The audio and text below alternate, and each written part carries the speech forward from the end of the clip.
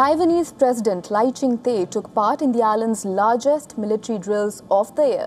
The annual military exercises come as the island prepares for a potential Chinese invasion. The 10-day military exercise began with the Taiwanese President Lai Ching-te participating in a nighttime evacuation exercise that saw him moving from his office to a command center.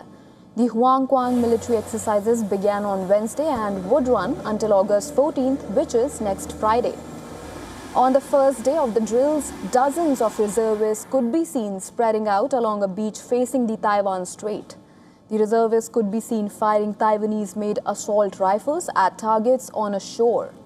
Reservists could be seen training with mortars and rifles at a high school in the capital, Taipei. Visuals show reservists carrying mortar barrels into position and mounted them on bipods. They also drilled with rifles by moving into shooting positions and simulating fire. Taiwanese officials also tested the commander's ability to fight on the fly when enemy movements defy expectations, while temporarily limiting internet access for the first time. Meanwhile, battle tanks and other armored vehicles conducted mobility maneuvers. On the other hand, Black Hawk helicopters and Navy missile boats also held emergency deployment drills.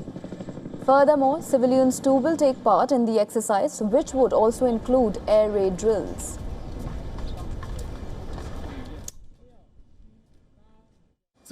As I was saying earlier, we live in a region where the possibility of war is very real. In circumstances like these, it's all the more important to carry out more drills and make the necessary preparations. Personally, I think that's extremely important. I think it's okay once a year, but it shouldn't be done too often. It's meaningless if it's done too frequently. The key is to provide enough public information and awareness so that people understand how it benefits us and why it's important. Now, for more on this, TVBS correspondent Dimitri Bruas has sent us this report from Taipei.